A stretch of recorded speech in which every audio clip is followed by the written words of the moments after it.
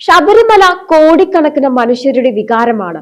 അവിടെ അർപ്പിക്കുന്ന ഓരോ തരി സ്വർണവും ഓരോ നാണയത്തുട്ടും ഭക്തന്റെ വിയർപ്പിന്റെ ഫലമാണ്. എന്നാൽ ആചാരങ്ങളുടെ ശുദ്ധി കാക്കേണ്ടവർ തന്നെ ആ സ്വർണത്തിൽ കൈവച്ചാലോ? കട്ടിളപ്പാളി കേസിൽ തുടങ്ങിയ അന്വേഷണം ഇപ്പോൾ സന്നിധാനത്തെ സ്വർണ്ണ കൊടിമരത്തിൽ എത്തി നിൽക്കുമ്പോൾ പുറത്തു വരുന്നത് ഞെട്ടിക്കുന്ന വിവരങ്ങളാണ്. തന്ത്രിയുടെ വീട്ടിൽ നിന്ന് കണ്ടെടുത്ത വാജി വാഹനം ഒരു തുടക്കം മാത്രമാണോ, അതോ വലിയൊരു ഹിമശൈലത്തിന്റെ അറ്റം മാത്രമോ? നമുക്ക് പരിശോധിക്കാം. ശബരിമലയിലെ പഴയ കൊടിമരം മാറ്റി പുതിയത് സ്ഥാപിക്കാൻ തീരുമാനിച്ചിരുന്നു. ജീർണാവസ്ഥയിലാണെന്ന കാരണത്തിലായിരുന്നു ഈ മാറ്റം. അന്ന് ദേവസ്വം ബോർഡ് പ്രസിഡന്റ് പ്രയാർ ഗോപാലകൃഷ്ണനായിരുന്നു. പുതിയ കൊടിമരത്തിനായി ഏകദേശം 9.16 കിലോ സ്വർണമാണ് ഉപയോഗിച്ചത്. ഇവിടെയാണ് ആദ്യത്തെ സംശയം. പഴയ കൊടിമരത്തിൽ എത്ര സ്വർണമുണ്ടായിരുന്നു? അത് ഉരുക്കിയപ്പോൾ ലഭിച്ച കൃത്യമായ അളവെത്ര? പഴയ കൊടിമരത്തിലെ ശില്പങ്ങളും വിഗ്രഹങ്ങളും എവിടെ? നിയമപ്രകാരം ക്ഷേത്രത്തിലെ ഏതൊരു പഴയ വസ്തുവും ദേവസ്വം സ്ട്രോങ് റൂമിലേക്ക് മാറ്റണം. എന്നാൽ തന്ത്രി കണ്ഠര് രാജീവരുടെ വീട്ടിൽ നിന്ന് ഇപ്പോൾ പോലീസ് കണ്ടെടുത്ത വാജി വാഹനം സൂചിപ്പിക്കുന്നത് രേഖകളിൽ കാണിക്കാതെ പലതും കടത്തപ്പെട്ടു എന്നാണ്. ഈ അന്വേഷണത്തിലെ ഏറ്റവും ഗൗരവകരമായ ഭാഗം അഷ്ടദിപ്പാലക രൂപങ്ങളാണ്.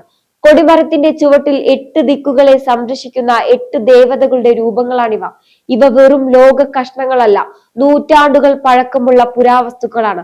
അന്താരാഷ്ട്ര വിപണിയിൽ ഇവയ്ക്ക് കോടിക്കണക്കിന് രൂപ വില വരും. തന്ത്രിയുടെ വീട്ടിൽ നിന്ന് വാജി വാഹനം കിട്ടിയെങ്കിലും അഷ്ടദിപ്പാലക അവിടെ ഇല്ല. ഇവ എവിടെ പോയി? ആർക്കെങ്കിലും മറിച്ചു വിറ്റോ? അതോ ദേവസ്വം ഉദ്യോഗസ്ഥരുടെ ഒത്താശയോടെ മറ്റേതെങ്കിലും സ്വകാര്യ ശേഖരത്തിലേക്ക് മാറ്റിയോ? ദേവസ്വം വിജിലൻസ് തയ്യാറാക്കിയ സാധനങ്ങളുടെ പട്ടികയിൽ ഇവയെക്കുറിച്ച് വ്യക്തമായ പരാമർശമില്ലാത്തത് പോലീസിനെ കുഴപ്പത്തിലാക്കുകയാണ്. തന്ത്രി കണ്ഠര് രാജീവർ ഇപ്പോൾ പ്രതിക്കൂട്ടിലാണ്. വെറുമൊരു മോഷണ കുറ്റമല്ല, വിശ്വാസവഞ്ചന കൂടിയാണ് ഇവിടെ ചർച്ചയാകുന്നത്. 2017 കൊടിമരം പുനഃസ്ഥാപിച്ചപ്പോൾ ഏകദേശം 9.16 കിലോ സ്വർണമാണ് പൂശാൻ ഉപയോഗിച്ചതെന്ന് കണക്കുകൾ സൂചിപ്പിക്കുന്നു. ഈ സ്വർണം മുഴുവൻ കൃത്യമായി ഉപയോഗിച്ചോ അതോ തിരിമറി നടന്നോ എന്നതും പരിശോധിക്കും. പഴയ കൊടിമരം മാറ്റിയപ്പോൾ അതിലുണ്ടായിരുന്ന സ്വർണത്തിന്റെ അളവ് ദേവസ്വം റെക്കോർഡുകളിൽ കൃത്യമാണോ എന്നതും തർക്ക വിഷയമാണ്. കൊടിമരത്തിന്റെ ചുവട്ടിലായി സ്ഥാപിച്ചിട്ടുള്ള 8 രൂപങ്ങളാണ് അഷ്ടദിപ്പാലകർ. ഇവ സാധാരണയായി പഞ്ചലോഹത്തിലോ വെങ്കലത്തിലോ നിർമ്മിച്ച സ്വർണം പൂശിയവയാണ്.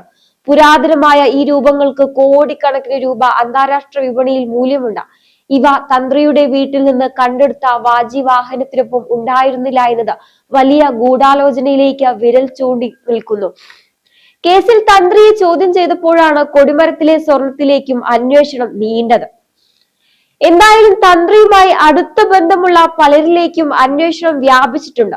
ക്ഷേത്ര നവീകരണത്തിന്റെ പേരിൽ നടന്ന കരാറുകൾ, സ്വർണം പൂശാൻ ഏൽപ്പിച്ച വ്യക്തികൾ എന്നിവരെയെല്ലാം ചോദ്യം ചെയ്യേണ്ടി വരും. സംസ്ഥാന പോലീസിന്റെ സ്പെഷ്യൽ ഇൻവെസ്റ്റിഗേഷൻ ടീമിന്, അതായത് SIT, ഇതിനു സാധിക്കുമോ? അതോ രാഷ്ട്രീയ സമ്മർദ്ദത്തിന് വഴങ്ങുമോ? ശബരിമലയിലെ ആഭരണങ്ങളുടെയും സ്വർണത്തിന്റെയും കണക്കുകൾ പണ്ടേ തർക്ക വിഷയമാണ്. ഓരോ തവണയും ആരോപണങ്ങൾ വരുമ്പോൾ ദേവസ്വം ബോർഡ് പ്രതിരോധത്തിലാവുകയാണ്. ഈ കേസിന് അന്തർ സംസ്ഥാന ബന്ധമുണ്ടെന്നത് തീർച്ചയാണ്. സ്വർണവും പുരാവസ്തുക്കളും കേരളത്തിന് പുറത്തേക്ക് കടത്തിയിട്ടുണ്ടെങ്കിൽ CBI പോലുള്ള ഒരു കേന്ദ്ര ഏജൻസിക്ക് മാത്രമേ അത് കണ്ടെത്താനാകൂ. അയ്യപ്പന്റെ സന്നിധിയിലെ ഓരോ തരി സ്വർണവും ഭക്തന്റേതാണ്. അത് കവരുന്നവർ ആരായാലും അവർ ശിക്ഷിക്കപ്പെടുക തന്നെ ചെയ്യും. 2017 പഴയ കൊടിമരം മാറ്റി പുതിയത് സ്ഥാപിച്ചു. നിയമം പറയുന്നത് പഴയ കൊടിമരത്തിലെ ഓരോ തരി സ്വർണവും ഓരോ ലോക കഷ്ണവും കൃത്യമായി തൂക്കി തിട്ടപ്പെടുത്തി ദേവസ്വം സ്ട്രോങ് റൂമിൽ ഏൽപ്പിക്കണമെന്നാണ്. പക്ഷെ വർഷങ്ങൾക്കിപ്പുറം ഒരു ക്രിമിനൽ കേസിന്റെ അന്വേഷണത്തിൽ തന്ത്രിയുടെ വീട്ടിൽ നിന്ന് പഴയ കൊടിമരത്തിലെ വാജി വാഹനം കണ്ടെത്തുകയാണ്. എന്തുകൊണ്ട് ഇത് സ്ട്രോങ് റൂമിൽ എത്തിയില്ല? ഇത് തന്ത്രിക്ക് വീട്ടിൽ സൂക്ഷിക്കാൻ ദേവസ്വം ബോർഡ് അനുമതി നൽകിയതാണോ? ഇല്ലെന്നാണ് പ്രാഥമിക വിവരം. അങ്ങനെയെങ്കിൽ ഇത് മോഷണമോ അതോ ഔദ്യോഗിക പദവി ദുരുപയോഗം ചെയ്യലോ? കൊടിമരത്തിന്റെ ചുവട്ടിലെ 8 രൂപങ്ങളാണ് അഷ്ടദിപാലക. വെറും രൂപങ്ങളല്ല, നൂറ്റാണ്ടുകളുടെ പഴക്കമുള്ള പവിത്രമായ വിഗ്രഹങ്ങളാണിവ. കൊടിമരം മാറ്റിയ സമയത്ത് ഈ 8 രൂപങ്ങളും കൃത്യമായി ലിസ്റ്റ് ചെയ്തിരുന്നു. ഇപ്പോൾ ഈ രൂപങ്ങൾ എവിടെയാണ്? പോലീസിന്റെയും ദേവസ്വം വിജിലൻസിന്റെയും പക്കൽ ഇതിനൊന്നും മറുപടിയില്ല. രാജ്യാന്തര വിപണിയിൽ കോടികൾ വിലമതിക്കുന്ന ഇത്തരം വിഗ്രഹങ്ങൾ സ്വർണം ഉരുക്കിയെടുക്കാനാണോ അതോ പുരാവസ്തു മാഫിയയ്ക്ക് മറച്ചു വിൽക്കാനാണോ കടത്തിയത് എന്ന സംശയം ബലപ്പെടുകയാണ്. 9.16 കിലോ സ്വർണം പുതിയ കൊടിമരത്തിൽ പൂശിയെന്ന് പറയുമ്പോഴും ഈ പഴയ രൂപങ്ങളിലെ സ്വർണത്തിന്റെ കണക്ക് എവിടെയും കാണുന്നില്ല. 2017 കാലഘട്ടം പരിശോധിച്ചാൽ അന്നത്തെ ദേവസ്വം ഭരണസമിതിയും ഈ ക്രമക്കേടുകളിൽ സംശയ നിഴലിലാണ്. കൊടിമരം നിർമ്മാണത്തിന് മേൽനോട്ടം വഹിച്ച ഉദ്യോഗസ്ഥർ, കരാറുകാർ, തന്ത്രി എന്നിവർക്കിടയിൽ ഒരു അവിശുദ്ധ കൂട്ടുകെട്ടുണ്ടായിരുന്നു. സാധാരണഗതിയിൽ ഒരു സൂചി കാണാതായാൽ പോലും നടപടിയെടുക്കുന്ന ദേവസ്വം വിജിലൻസ് ഇത്രയും വലിയ രൂപങ്ങൾ അപ്രതീക്ഷിതമായിട്ടും എന്തുകൊണ്ട് മൗനം പാലിച്ചു? റെക്കോർഡുകളിൽ തിരിമറി നടത്താൻ ഉന്നത തലത്തിലുള്ള സഹായം ലഭിക്കാതെ ഇത് സാധ്യമല്ല. ഈ കേസ് വെറും ഒരു കവർച്ചയല്ല, ഇത് അന്തർ സംസ്ഥാന ബന്ധങ്ങളുണ്ട്. തമിഴ്നാട്ടിലേക്കോ മറ്റ് സംസ്ഥാനങ്ങളിലേക്കോ ഈ വിഗ്രഹങ്ങൾ കടത്തിയിട്ടുണ്ടോ എന്ന് പരിശോധിക്കാൻ കേരള പോലീസിന് പരിമിതികളുണ്ട്.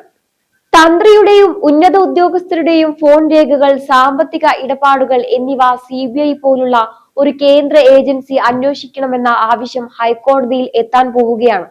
ക്ഷേത്ര നവീകരണത്തിന്റെ പേരിൽ നടക്കുന്ന ഓരോ പണിയും ഓഡിറ്റിംഗിന് വിധേയമാക്കണമെന്ന ആവശ്യവും ശക്തമാണ്.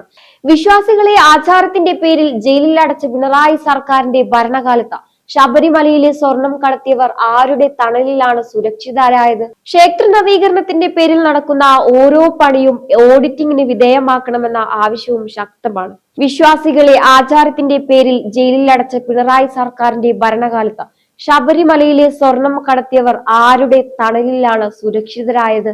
കട്ടിളപ്പാളി കേസിൽ തുടങ്ങിയ അന്വേഷണം തന്ത്രിയുടെ വീട്ടിലെത്തുമ്പോൾ പ്രതിക്കൂട്ടിൽ നിൽക്കുന്നത് കേരളത്തിന്റെ ആഭ്യന്തര വകുപ്പും ദേവസ്വം ബോർഡും കൂടിയാണ്. ക്ഷേത്ര ഭരണത്തിൽ അധികാരം സ്ഥാപിക്കാൻ തിടുക്കം കാണിച്ച സർക്കാർ ക്ഷേത്ര സ്വത്തുക്കൾ കൊള്ളയടിക്കപ്പെട്ടപ്പോൾ എന്തുകൊണ്ടാണ് കണ്ണടയ്ക്കുന്നത്? പിണറായി സർക്കാർ അധികാരമേറ്റ ശേഷം ദേവസ്വം ബോർഡുകളിൽ നടന്ന രാഷ്ട്രീയ നിയമനങ്ങൾ ക്ഷേത്രങ്ങളുടെ പവിത്രതയല്ല, മറിച്ച് സാമ്പത്തിക നേട്ടമാണ് ലക്ഷ്യം വെച്ചതെന്ന് ഈ സംഭവം തെളിയിക്കുകയാണ്. 2017 കൊടിമരം മാറ്റിയപ്പോൾ ദേവസ്വം ബോർഡ് എടുത്ത തീരുമാനങ്ങൾ പലതും ദുരൂഹമായിരുന്നു. കൊടിമരത്തിലെ സ്വർണ്ണ രൂപങ്ങൾ കാണാതായിട്ടും അത് കണ്ടെത്താനോ കൃത്യമായ ഓഡിറ്റിംഗ് നടത്താനോ സർക്കാർ തയ്യാറായില്ല. പാർട്ടി നോമിനികൾ ഭരിക്കുന്ന ബോർഡ് തന്ത്രിയായും കരാറുകാരുമായും നടത്തിയ അവിശുദ്ധ കൂട്ടുകെട്ടാണോ ഈ കൊള്ളയ്ക്ക് വഴിമരുന്നിട്ടത്? മുഖ്യമന്ത്രി കൈകാര്യം ചെയ്യുന്ന ആഭ്യന്തര വകുപ്പിന് കീഴിലുള്ള പോലീസ് എന്തുകൊണ്ടാണ് ഇത്രയും കാലം മൗനം പാലിച്ചത്? പഴയ കൊടിമരം മാറ്റിയപ്പോൾ ഇൻവെന്ററി തയ്യാറാക്കുന്നതിൽ വലിയ വീഴ്ച പറ്റി. തന്ത്രിയുടെ വീട്ടിൽ നിന്ന് വാജി വാഹനം കണ്ടെടുത്തത് പോലീസിന്റെ മിടുക്കുകൊണ്ടല്ല, മറിച്ച് കട്ടിളപ്പാളി കേസ് പുറത്തു വന്നപ്പോൾ ഗതിയില്ലാതെ നടത്തിയ റെയ്ഡിലാണ്. അഷ്ടദിക്പാലക രൂപങ്ങൾ കടത്തിയിട്ട് വർഷങ്ങളായിട്ടും ഇന്റലിജൻസ് വിഭാഗം ഉറക്കത്തിലായിരുന്നു. അതോ രാഷ്ട്രീയ ഉന്നതർക്ക് ഇതിൽ പങ്കുള്ളത് കൊണ്ട് അന്വേഷണം ബോധപൂർവം വൈകിപ്പിച്ചതാണ്? ശബരിമലയിലെ ആചാരങ്ങൾ സംരക്ഷിക്കാൻ തെരുവിലിറങ്ങിയ അയ്യപ്പ ഭക്തരെ വേട്ടയാടിയ സർക്കാരാണിത്. എന്നാൽ ക്ഷേത്രത്തിലെ സ്വർണം കവർന്ന കള്ളന്മാരെ പിടികൂടാൻ ഈ സർക്കാരിന് യാതൊരു ആവേശവുമില്ല.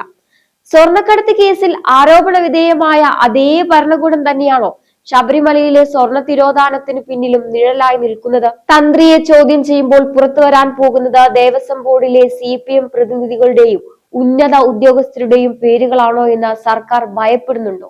കേസ് CBIക്ക് വിടണമെന്ന ആവശ്യം ശക്തമാകുമ്പോൾ സർക്കാർ എന്തിനാണ് വിറയ്ക്കുന്നത്? കേരള പോലീസിന്റെ അന്വേഷണം പ്രഹസനമാണെന്ന് ഭക്തർ വിശ്വസിക്കുന്നു. അന്തർ സംസ്ഥാന ബന്ധമുള്ള സ്വർണ്ണക്കടത്ത് അന്വേഷിക്കാൻ CBI തന്നെ വരണം. എന്നാൽ കേന്ദ്ര ഏജൻസികൾ വന്നാൽ സർക്കാരിന്റെ പല ഇടപാടുകളും പുറത്താകുമെന്ന് അവർക്കറിയാം.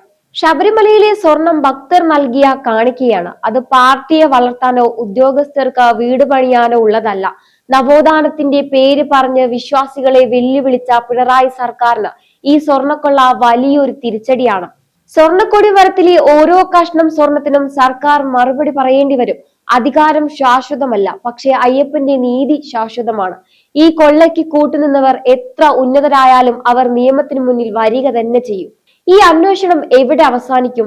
തന്ത്രിയുടെ അറസ്റ്റോടെ എല്ലാം അവസാനിപ്പിക്കുമോ, അതോ ഇതിനു പിന്നിലെ വമ്പൻ സ്രാവുകൾ വലയിലാകുമോ? തീർച്ചയായും നിങ്ങളുടെ അഭിപ്രായങ്ങൾ കമന്റ് ബോക്സിൽ രേഖപ്പെടുത്തുക. മറ്റൊരു വിഷയവുമായി വീണ്ടും കാണാം. നന്ദി.